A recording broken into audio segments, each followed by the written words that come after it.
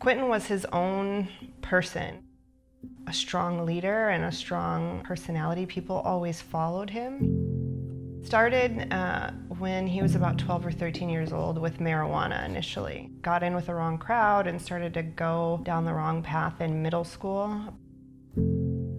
I can't exactly pinpoint the time when it escalated from just marijuana to pills. And he was convinced that he needed Xanax in order to function and that there wasn't a problem with it. I'll never forget, he came home and he had smoked pot and taken Xanax. To see your kid like that,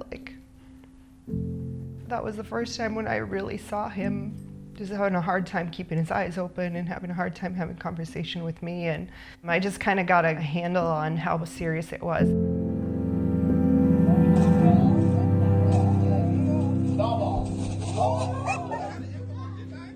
Yeah, you whipped it behind. It's right by the ball right there.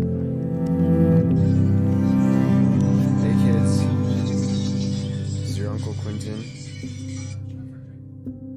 Quintin didn't see himself as an addict. Typical day. Come on. He didn't realize the implications of what he did. Almost all Xanax that you're buying off market or on the streets is laced with fentanyl. The national opioid epidemic. Fentanyl is 50 times stronger than heroin. Counterfeits laced with fentanyl instead of the real ingredient. It looks the same as a regular pill. And see, that's the danger, because you don't know what you're getting. And he called me up and said, "Mom, I can't do life like this anymore. I just want to be healthy and I just want to be in Florida with you and Piper." He gave his notice at work, started to prepare to come down to Florida. So his family gave him a going away party 4th of July weekend, and they were all saying their goodbyes. And I spoke to him that day, and he was debating whether or not to go out with a friend after, and I encouraged him to just stay. So the next day, Sunday, got up, went to church, had a regular day. Around 6 p.m. at night, his best friend back in Minnesota texted me and asked if I had talked to Quintin that day. And I said, no, I just spoke to him yesterday. You know, he was at his grandma's, and I said, why? What's going on? He said that he saw a social media post. Somebody had posted something that didn't make sense to him, and he hadn't heard from Quintin, so he just was trying to find him.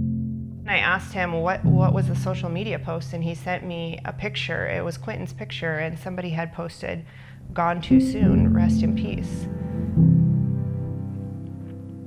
And I remember, the air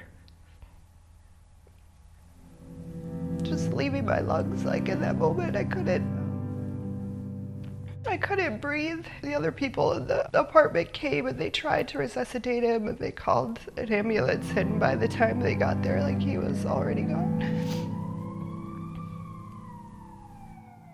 So, yeah, that was July 8th. That was Sunday, July 8th. He had been gone the whole day, and I didn't know about it until later that night.